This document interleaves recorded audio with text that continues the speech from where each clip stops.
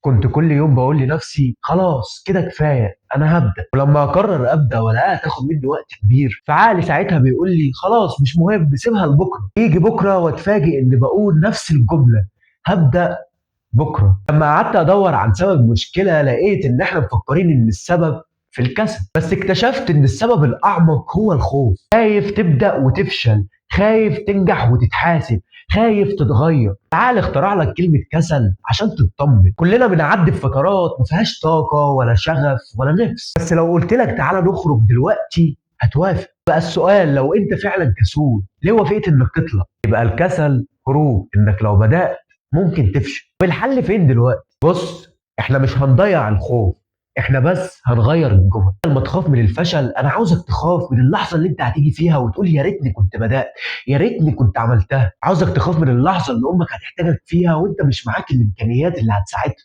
عاوزك تخاف من اللحظه اللي ممكن تحتاج فيها لحد وما تلاقوش معاك، لان في لحظات التفكير دي عقلك هيحس ان قعدته من غير اي فعل الم، ان ممكن اي حاجه تحصل وانا ما كنتش قدها. ولو الافكار دي اتبنت في عقلك صدقني مفيش حد هيعرف يوقفك. ولو مش هتعرف تبني الافكار دي في عقلك فانا هعمل لك حلقه هنا هتعرفك ازاي تبني الافكار في دماغك صح. وفي الاخر جايز لو اخدت الخطوه تنجح. وافتكر ان مفيش حد هيخاف على مستقبلك اكتر منك، بالعكس كلهم هيخافوا تبقى احسن منهم. ولو وصلت لحد هنا وعجبك الفيديو ما تنساش تعمل سبسكرايب او حتى لايك، وساعتها انت بتساعد شخص يقرب خطوه من حلمه عشان ربنا يبعت لك اللي يقربك من حلمه.